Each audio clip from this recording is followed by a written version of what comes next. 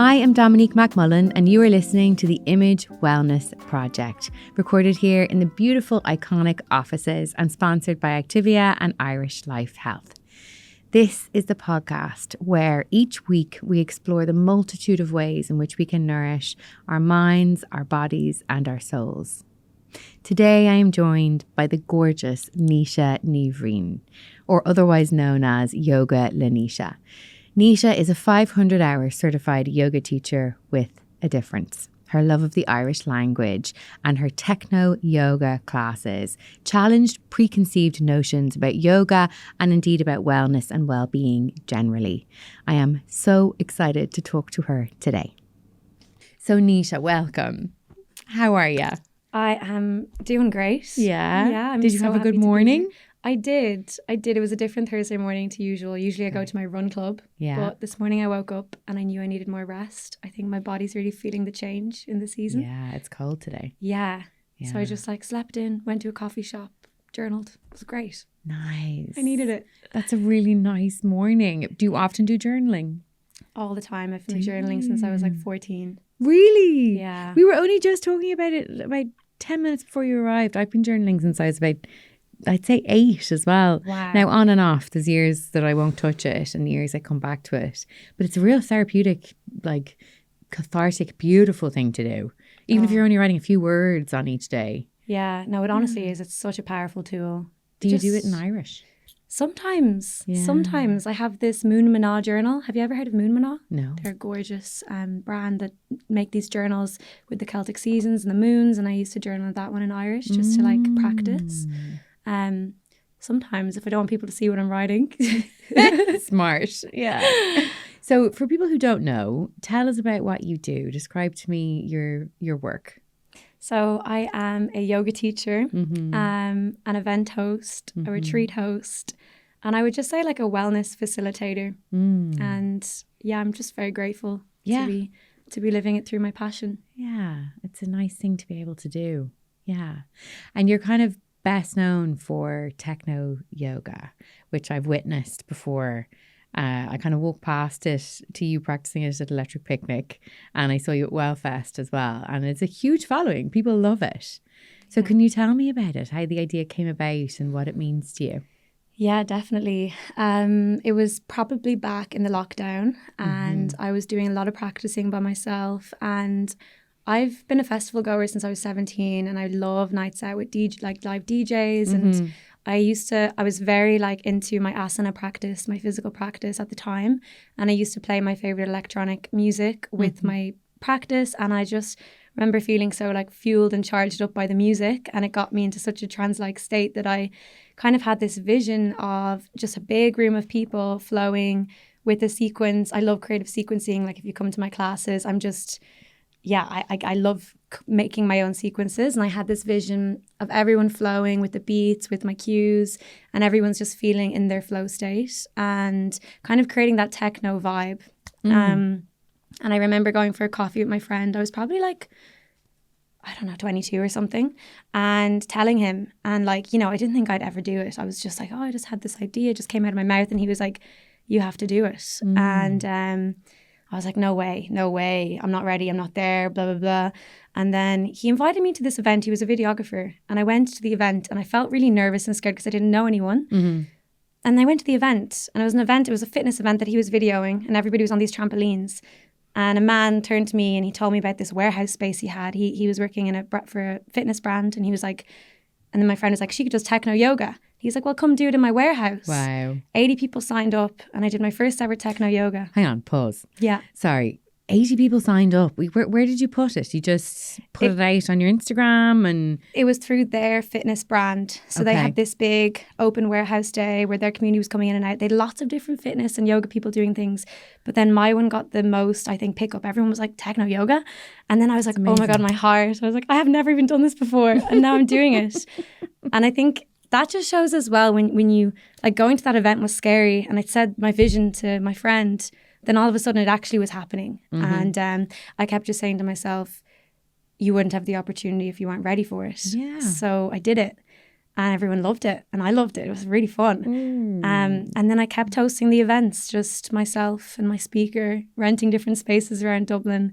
And then just organically, a lot of stuff has happened, come my way. It's been really fun and interesting.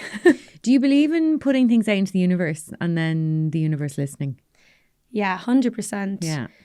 I think, the universe is there for you. I think as soon as we take that first scary step, it's like the universe is curating this path, and then you get to a point, like when I got to the point of being on the main stage of Wellfest and I looked back, it was like it was already written. You know what I mean? Everything had led me to there. After like 3 years later, I was like, no, that makes sense. That was quite something. That was a moment. I witnessed that, and I saw you going on the stage. I actually noticed you before. I didn't know who you were, and I noticed you before you went on the main stage, and you were glowing just as a human. You were like glowing. And I said it to someone. I was like, who is that? And then I saw you climb up onto the main stage, and I peeped over, and there was this huge crowd for you. And you were, I think there's a photo, I think it's on your Instagram, where you're standing and you just look so powerful and standing on that stage. I'm giving myself goosebumps. It really was a moment. It was beautiful. You could tell that you were doing something you loved. Yeah. That was shining out of you. It was a moment. It was the biggest highlight of probably my whole career as a yoga teacher. Especially when I looked out at this crowd of people and I could see every single person. So many people over the years came to support me that day, and that's the thing that made me just be like, whoa, so special. And I was very prepared, and the playlist that my DJ curated was incredible, and the sun was shining. It was a lot of fun. Yeah. Everything just was going in my favor, and I enjoyed every second of it. How did you get into yoga in the first place? When I was 15 years old, I went to my first yoga class with my mom. Okay, with your mom. With my mom. Was she into yoga? She was at the time, more fitness reasons, and now it's become a very spiritual thing for all of us. And I had a teacher called Brian. I can't find him anywhere. He doesn't have Instagram, but he was incredible. He loved talking about the moon, and we did lots of different type of things with our body. And I've always loved movement, but when I went to the yoga classes, I was intrigued by the movement, but I was also very fascinated by my teacher, the philosophy, and like the feeling that was beneath all of it. And I just knew from that day that I wanted to follow that career path. But, life took me in different directions. And there was the idea like, being a yoga teacher back then, it was just like, it was almost like, you can be more than a yoga teacher. And anyway, I am a yoga teacher now. It all circled all the way back. Talk to me about the philosophy and what movement gives you as well.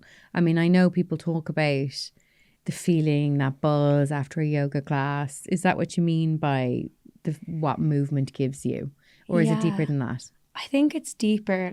The movement is amazing. Like, we know the benefits of movement for the muscles, the joints, just all the physical benefits for your breath, your heart, your mental health. But then the philosophy of yoga goes deeper than that. There's actually this, in order to reach samadhi, which is this blissful state, it's an 8-limbed path all the way to that. And the first step of that path is actually, they're called the yamas and the niyamas. They're the first 2 steps of the path. And they're kind of like principles how to treat the world around you, and then how to treat yourself. And those principles are so beautiful. Like, it just kind of gives me direction and like gives you this moral compass, you know.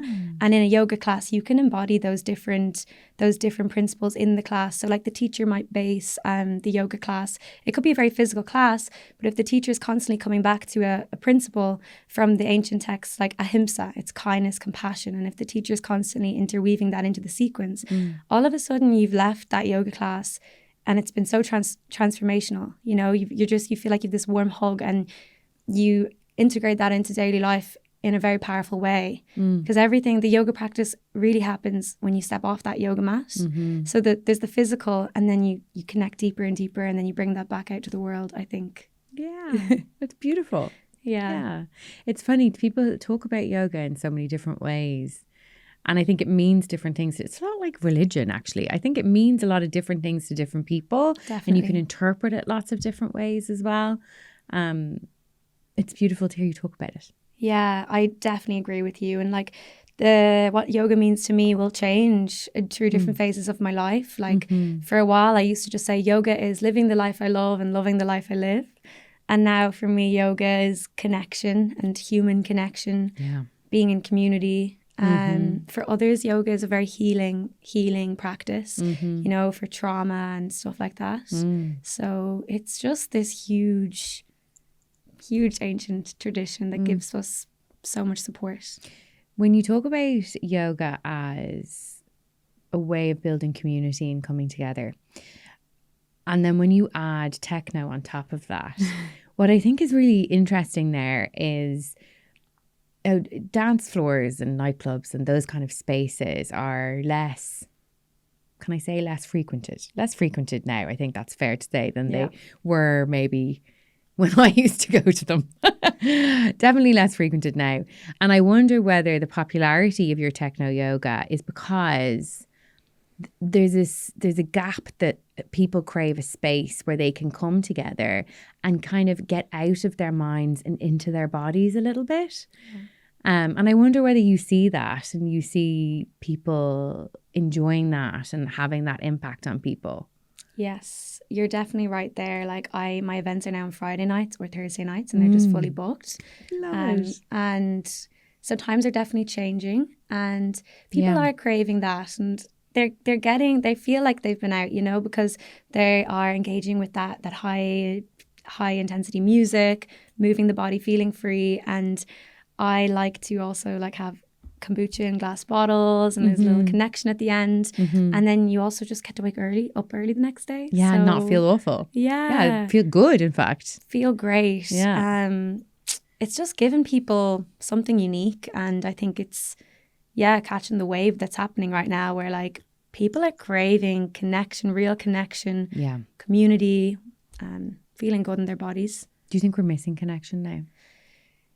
Yes and no. I think like phones are disconnecting us all. I think it's individualizing everyone so much, but there's a huge rise in community spaces right now, which is amazing to see, especially in Ireland. Like there's just so many run clubs, yoga events.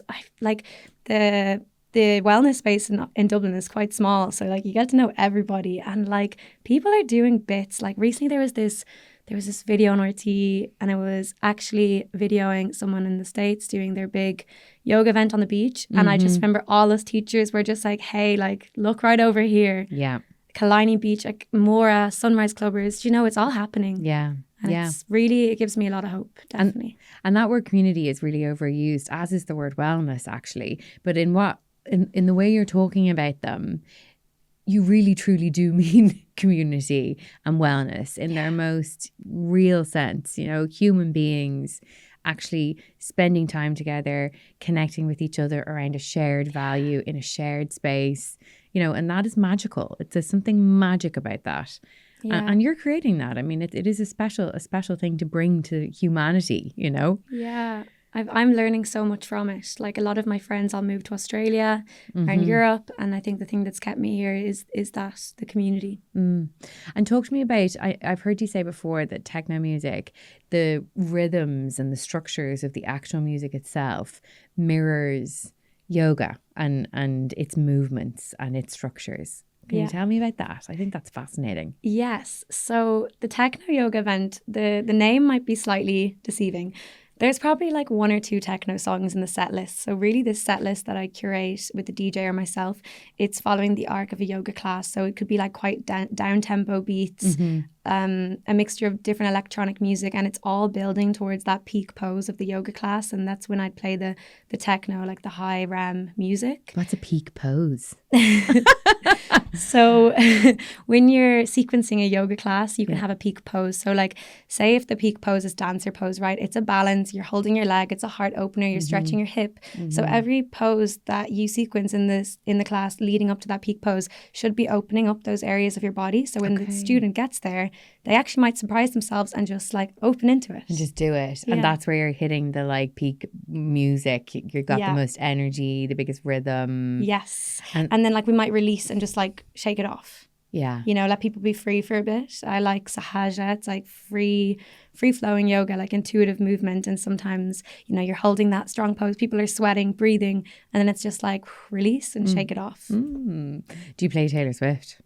No, I don't. I didn't sorry. think you did. No, sorry.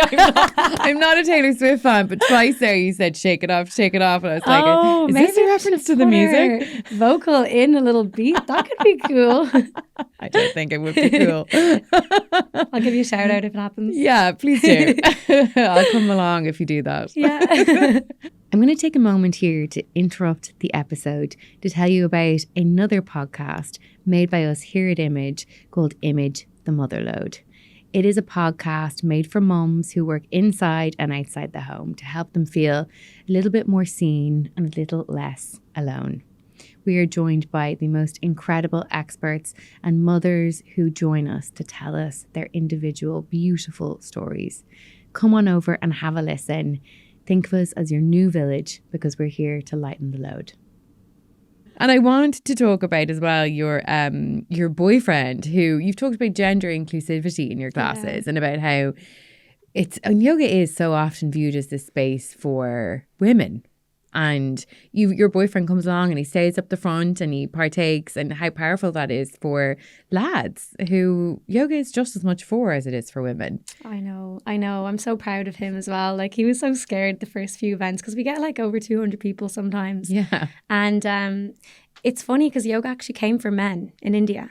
So in the West, for some reason, just the women, we're the ones that really look after ourselves, I guess. Yeah. So it's been great. Like, you know, a month or two ago, a man came up to Dave in the gym, and like Dave's quite big and he loves the gym. And the man came up and was like, hey, I just want to let you know I was at the last event, and because of you being up there, I felt comfortable and I felt like I could be there. So thank you. And that just made us so happy. And recently at Electric Picnic, actually, I had a really nice moment where I was going off to do Techno Yoga, and there was two like construction worker men. They were on site all weekend, like 60s, 30s. And they were like, where are you going? And I was like, off to teach yoga. And they're like, oh, I couldn't be doing that. The usual, like, I can't even touch my toes. Like, I'd swear I'd be rich if I got money every time men told me this. And I was like, okay, guys, give me a second. And I was like, will you practice something with me? And they were like, yeah. So I was like, let's put our hand on our chest, hand on our belly, and just take a big deep breath in, and then just long exhale. And like, these men had been on their feet all weekend at Electric Picnic, and they looked at me and they're like, wow, that was real good. That was real nice. And I was like, that's yoga. And then we actually did some sun salutations together, like stretch the side body, some lunges, and like they'd never done anything like it before. It's amazing. And it was just, they're the people I love teaching. They're the ones, you know. I've never really been one for the studios. I've always had like my own community spaces and stuff. And I just love teaching people that don't think it's for them, because it's for them. And there's so many people who don't think it's for them. I know. Whereas it's just for humans. Yeah. Like, I used to teach this gorgeous old woman, actually, and we did chair yoga together. And just, you know, twisting the neck, breathing in and out, like little arm. And she loved it. She loved the mindfulness. That's all it is. So beneficial. Mostly for the people who don't think it's for them. Yeah. That's who it's going to benefit the most as well. I need to go to a yoga class. I need to go to a yoga class. You're invited. Come to my class. Thank you. In Monkstown. I will. Yeah. And also talk to me about the preconceptions that people have about, I mean, we're talking about people who go to yoga classes, but also the preconceptions people have about the yoga teachers themselves. I heard you speak recently about how you like to have a drink and have a boogie and just be a regular human. And I think people expect yoga teachers to be like white robes and only drink green juice and vegan. Oh, maybe you are vegan. I don't know whether you're vegan. No, I'm not. I just think everyone just needs to do what feels right for them. And it actually sparked me because at Electric Picnic, I was having a bit of a rave, and the girls in my tent were like, that's so funny. Like, you said you're just teaching a yoga class, now you're going off for like a rave or a party. And I was just like, I'm a 26-year-old girl. Like, what? Why do you put me in this place? And like, it is, like, coming back to yoga philosophy, it is about, you know, sometimes we do attach to our role. We attach to the role that's asmita, and then there's also, well, that's the ego, and then there's the attachments. And we just need to be aware, first of all, as a student, a yoga teacher or facilitator is someone who has a lot of wisdom and knowledge that you might relate to, but they're still a human being, and there's a lot of actually the dark side of the spiritual world at the moment is people do take advantage of their roles, because that happens and people are vulnerable. They go into yoga spaces and these people that don't have the best intentions become facilitators. And then I think as a facilitator to just always check in with yourself, not to over-identify with your role. Yeah. I think like any community, like any leader in any place. Yeah. And any leader, like it happens all over Ireland in different spaces. As soon as someone gets a bit of like whatever power, has the voice, you know, they can take advantage of it. Yeah. You know, it's always important to be true to yourself.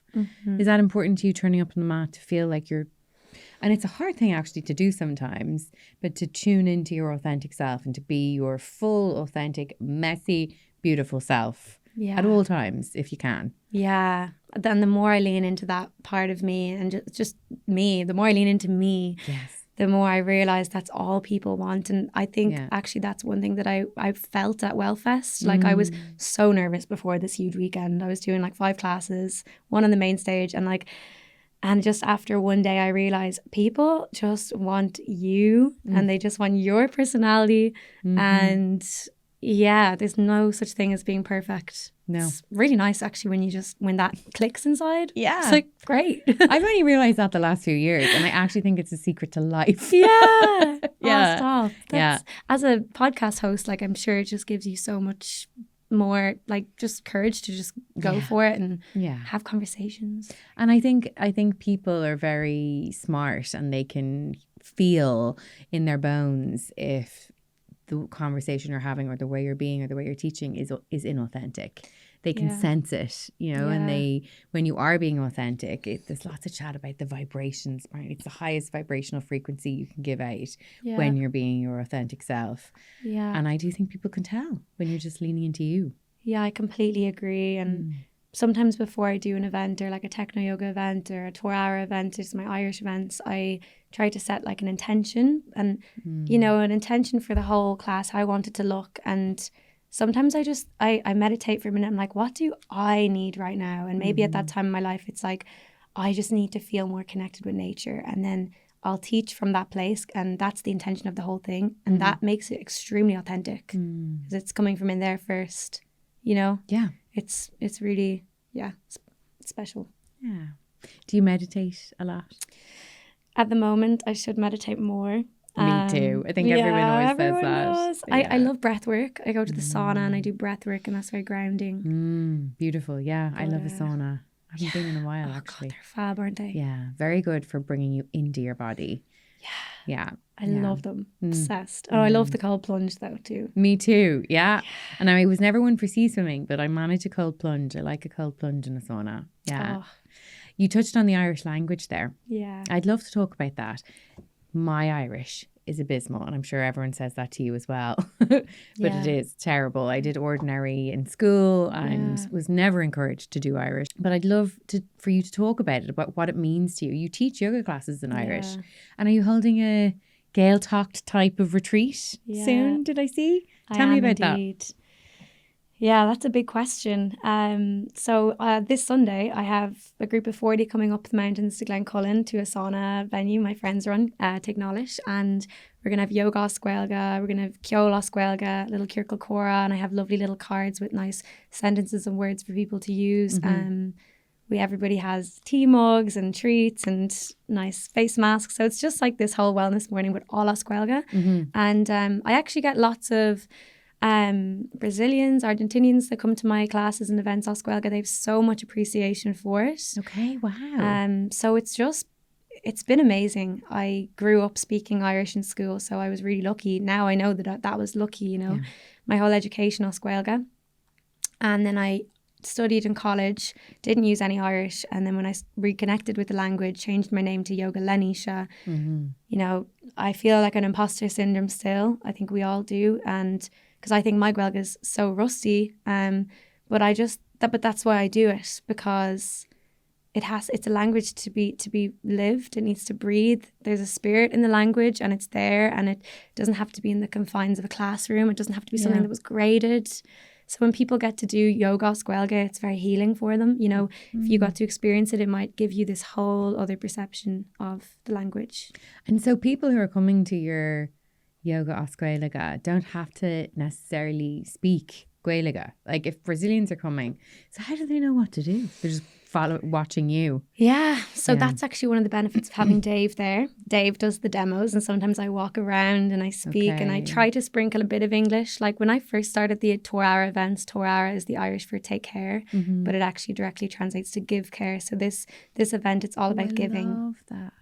Yeah. Say that again. Say it slowly so I can hear it. So Tor Ara.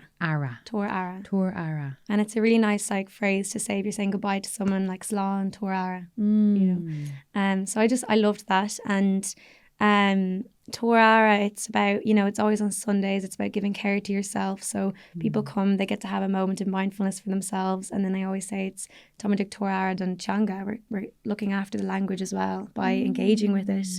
There's actually Polish people that come, Russian people that come. They love it. I think they just appreciate the indigenous language, you know. It's happening all over the world. Why do you think that is?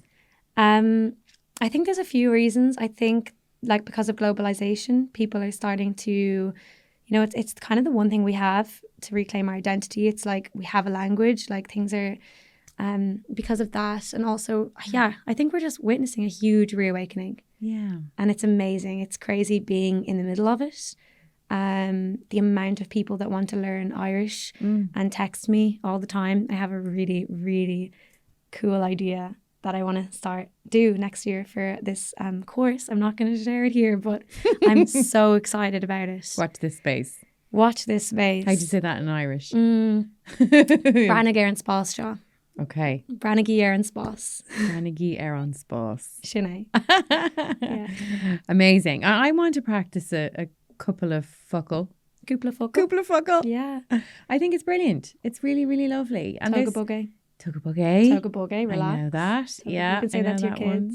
There was one that I noted down that you have on your site, which I think is so beautiful. I'm going to try and pronounce this, right? Go for it. Isfar Ní Bhrion. Close. Say it. Isfar Luba. No. Bhrion. Yeah. Isfar Luba no Bhrion. Yeah. Which translates, it's better to bend than to break. Yeah. Beautiful. Yeah. Especially for a yoga practice. Yes, definitely. For me, that phrase kind of represents the whole essence of yoga. Just approaching life with, you know, fluidity instead of rigidity. Like you might read that and think it's about like the physical flexibility, but it's really the flexibility of how you live your life. Yes. And it's all about how we respond to situations. Yeah. Adaptability. Yes. And resilience. Talk to me about adaptability and resilience and what they mean to you and what they've meant to you over the course of your life. Big question. Yeah, big question. Adaptability, it's such a huge part of being a yoga teacher. In a very micro scale, it's like you can have a whole class prepared and you get to the class and everybody there maybe have injuries or the beginners and straight away adapt on the spot, change the class. And then adaptability in life, just things happen that are unexpected, and to just respond in the most adaptable, soft way we can. Do you know what I'm thinking of? Is I know that you had, just after you had that the Techno Yoga idea, you had surgery and you had to kind of pause everything. That's a big, adaptable, resilient moment for you. Yeah, no, you're right. That's a really good example of this. So one of the reasons why I love yoga is because I have PCOS and I've had lots of struggles with my ovaries and different things, and it's really helped me turn inward and heal that part of my body. So around the time I hosted my first event, I had to get actually surgery on my ovary. Sorry, ouch. Yeah. But do you know what? I didn't see it as a setback. I was just like, this has to be done. I'm not going to be able to teach, so I'm going to do something else. And I launched a self-care box for women with all my favorite brands, and I was so excited about this. I thought it was the best idea in the world. Little did I know, you can't just do, like, I had no experience in marketing, branding, like I didn't break even for like a year, but I learned a lot, and as a result I connected with a man who now is the person who has given me so much support. He's been a business mentor, and he owns the kombucha brand Vigo. Well, he owns the one in Ireland, and he sponsors all my Techno Yoga events. And amazing. Yeah, so adaptability, leads you down other paths and led me down this path. And when I look back, like I said, it was like it was already written. Yeah.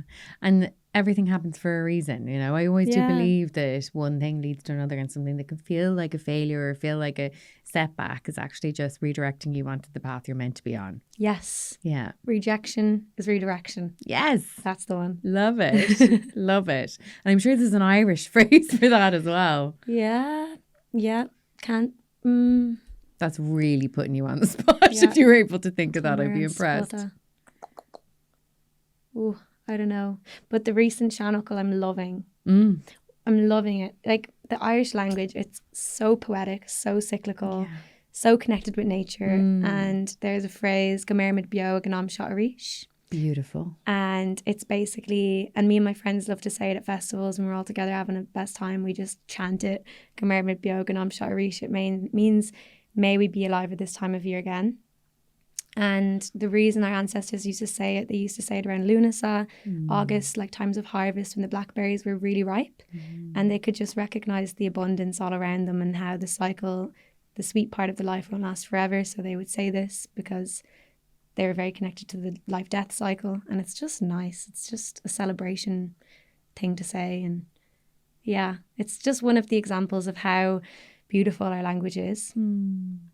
It's beautiful. My hairs are standing up. It's so lovely. Aww. Yeah, beautiful. You've inspired me. I'm going to go and speak a bit of Irish myself. Do you have any closing thoughts, Naoise? Anything you'd like to end on? Wow. I know, it's a big question. Yeah, I guess I'd love for people to just do the thing that feels scary, and then you have longer with what you'll learn from it. You know, life is short, and there's so much waiting for you beyond discomfort.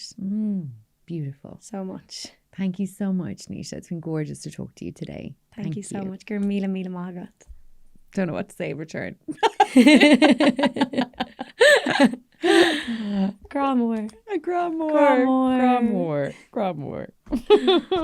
Thank you so much for listening to this episode of the Image Wellness Project. We are recorded here in the beautiful surroundings of iconic offices, and we are sponsored by Activia and Irish Life Health. If you like this episode, and I think you did because you got all the way to the end, can you please do me a favor? We would be so grateful if you could follow us, or if you could share this episode, or even tell a friend about us. It helps us reach lots of people who might like to hear these conversations. And finally, thank you for listening. Make sure to mind yourself this week, and I'll chat to you soon.